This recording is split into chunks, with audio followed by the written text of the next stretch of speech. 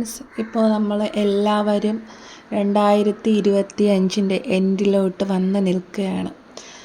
ഇനി ഏതാനും മണിക്കൂറുകൾ മാത്രമേ ഉള്ളൂ നമ്മൾ ഈ 2025 നമ്മളെ വിട പറഞ്ഞു പോവാനുള്ള ഒരു സമയം, മണിക്കൂറുകൾ മാത്രം.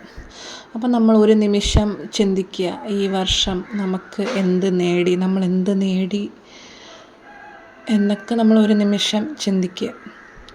ഒരുപാട് നഷ്ടങ്ങൾ വന്ന്, എന്നെ സംബന്ധിച്ചാണ് എൻ്റെ ജീവിതത്തിൽ വേർപാടുകൾ ഒരുപാട് വന്ന് നഷ്ടം. അതായത് എനിക്ക് വേണ്ടപ്പെട്ടവരൊക്കെ ഈ ഭൂമിയിൽ നിന്ന് എനിക്ക് നഷ്ടപ്പെട്ടു പോയി. അതുപോലെ തന്നെ നല്ലതും അതിനൊപ്പമായിട്ട് മോശമായിട്ടുള്ള അനുഭവങ്ങളും ജീവിതത്തിലുണ്ടായി. പല പ്രതിസന്ധികളും വിഷമഘട്ടങ്ങളും ഒക്കെ വന്ന് എല്ലാത്തിലും ദൈവത്തിൻ്റെ അനുഗ്രഹം കൊണ്ട് നമുക്ക് പിടിച്ചു നിൽക്കാൻ പറ്റി. അപ്പോൾ ഇനി നമ്മളൊരു പുതിയ വർഷത്തിലോട്ട് കടക്കുകയാണ്.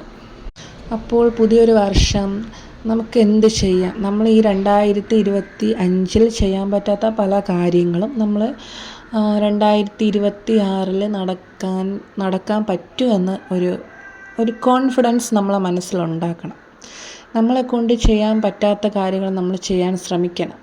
അതാണ് നമ്മളൊരു എന്താ പറയുക, ഇതൊരു മോട്ടിവേഷനായിട്ട് എല്ലാവരും കണക്കെടുക്കുക. കാരണം നമുക്ക് എന്ത് നേടാൻ കഴിയില്ല എന്ന് പറഞ്ഞ് നമ്മൾ മാറി നിൽക്കുന്നു, അത് നേടാൻ ശ്രമിക്കണം. എന്നെക്കൊണ്ട് അത് ചെയ്യാൻ പറ്റില്ല, ഞാനത് ചെയ്താൽ ശരിയാവുമോ, അത് ഞാൻ ചെയ്താൽ മറ്റുള്ളവരെന്ത് വിചാരിക്കും എന്നൊക്കെയുള്ള ചിന്താഗതികൾ എല്ലാം മാറ്റുക.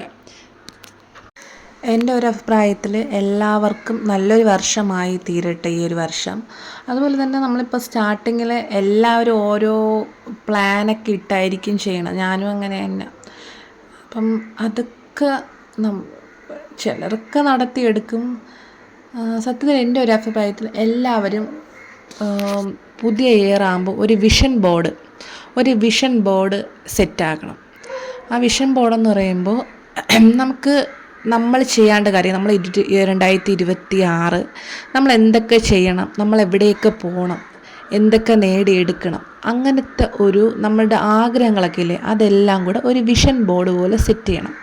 അതെന്താ ചെയ്യേണ്ട, ഇപ്പം നമുക്ക് എന്തെങ്കിലും വെറൈറ്റി ആയിട്ടുള്ള ചാർട്ട് പേപ്പറിലോ എന്തെങ്കിലും ഇത്തിരി അത്യാവശ്യം വലുപ്പത്തിന് നമ്മൾ വിഷൻ ബോർഡ് എഴുതിയിട്ട് നമ്മളെ ഡ്രീംസ് നമുക്ക് വേണമെങ്കിൽ ചെറിയ ഇപ്പം എവിടെ പോകണം, ഇപ്പം ജമ്മു കാശ്മീരിൽ പോകണമെന്ന് വിചാരിച്ചു, അതിൻ്റെ ഒരു ഫോട്ടോ ഇട്ടിട്ട് ഇവിടെ പോകണം, എനിക്ക് 1 മില്യൺ യൂട്യൂബിൽ അടിക്കണം, എനിക്കൊരു ഇന്ന സ്ഥലത്ത് ഇത് ചെയ്യണം എന്നിട്ട് അതിൻ്റെ ഒരു ഫോട്ടോയും അതും താഴെ എഴുതണം.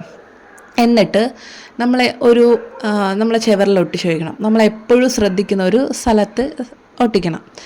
എന്നിട്ട് നമ്മൾ അതിന് വേണ്ടിയിട്ട് പ്രയത്നിക്കണം. കാരണം നമ്മൾ എന്നും ശ്രദ്ധിക്കുന്ന സ്ഥലമാകുമ്പോൾ നമ്മൾ അതിന് വേണ്ടിയിട്ട് ശ്രമിക്കും.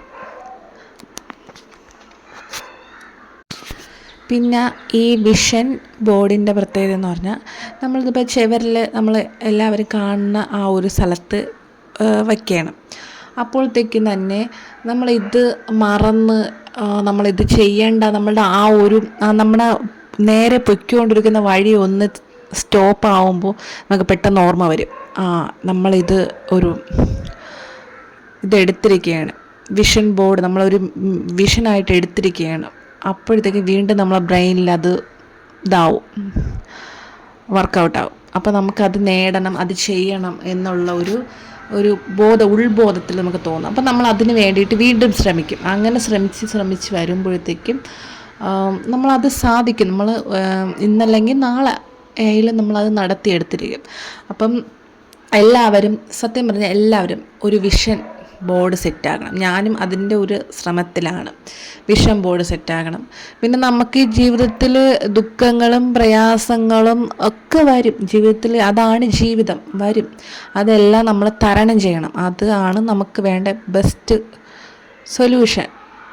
നമ്മളതെല്ലാം തരണം ചെയ്ത് നമ്മളെ തളർത്താൻ പലരും കാണും, നമുക്ക് സപ്പോർട്ടായിട്ടും പലരും കാണും, നമ്മളൊരു പ്രതിസന്ധി വരെ പിടിച്ചു നിർത്തുന്നവരും കാണും, കൂടെ നിന്ന് ചതിക്കുന്നവരും കാണും, പിന്നെ കൂടെ നിന്ന് കുത്തുന്നവരും കാണും.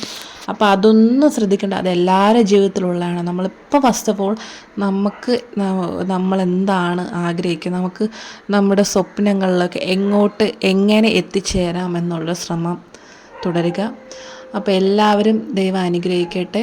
അതുപോലെ തന്നെ ജീവിതത്തിൽ നമ്മളെ പിടിച്ചു നിർത്തുന്ന ദൈവം എന്നൊരു ശക്തിയും, പിന്നെ നമ്മളെ കൂടെ സപ്പോർട്ടിനുള്ള നമ്മളെ ഫാമിലി, ബന്ധുക്കൾ, ഫ്രണ്ട്സ്, അത് നല്ലവരും കാണും, മോശപ്പെട്ടവരും കാണും. അതൊന്നും ശ്രദ്ധിക്കേണ്ട. നമ്മൾ ദൈവത്തെ മനസ്സ് വിചാരിച്ച് മുന്നോട്ട് പോവുക. എല്ലാവർക്കും നല്ലൊരു വർഷമായി തീരട്ടെ ഈ 2026.